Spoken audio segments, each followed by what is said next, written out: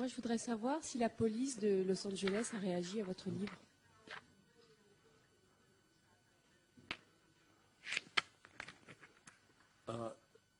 Yes, and that response was no response.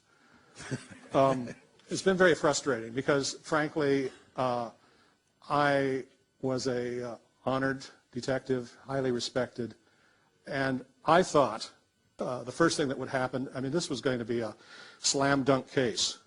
You've got DNA, they've got the envelopes, they've got the, where he licked the stamps, all of that. We would do the DNA, it would be a slam dunk match, and there were also some proof sheet papers, if you remember from the reading, that were very unique that I felt we would make to the notes that were mailed in. So I never thought that there would be any kind of closing down. So initially LAPD took the stance of, this is a active case, we're not going to publicly talk about it. Then the press really are the ones we have to thank for forcing the door open to get inside the vault of the DA's office. Now, I don't know if this is clear or not, but the DA is a completely different entity, agency than the LAPD.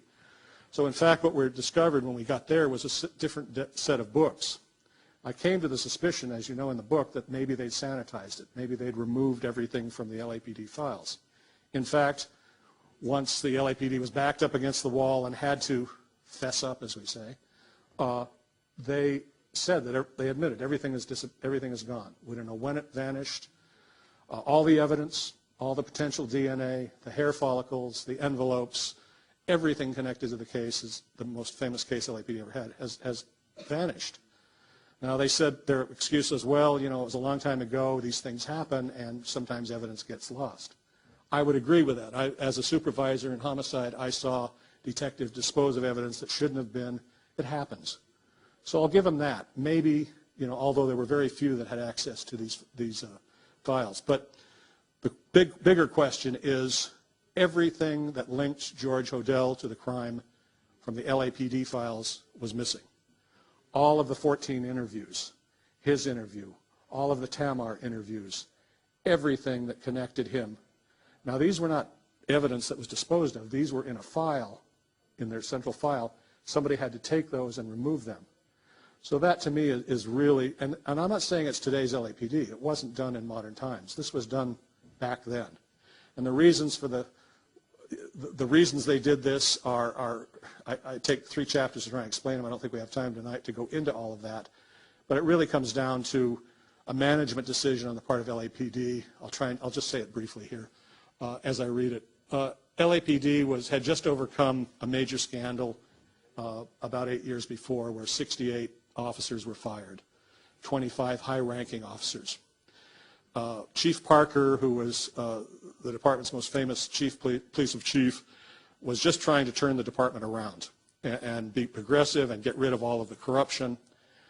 And I think what happened about in 1950 was that a couple of, I'm not saying that Parker was involved in criminality or that Chief Thad Brown was, but what happened was, I think, that a couple of detectives, internal affairs perhaps, came to them and said, look, we got a problem. A couple of our gangster squad detectives turned away a possible suspect that was dating Elizabeth Short, a guy by the name of George Hodel. He's a doctor. As a result of that, it looks like in the last couple of years, maybe he killed 2 or 3 more victims. He's now split. He's out of the country. We're not sure where he is. And,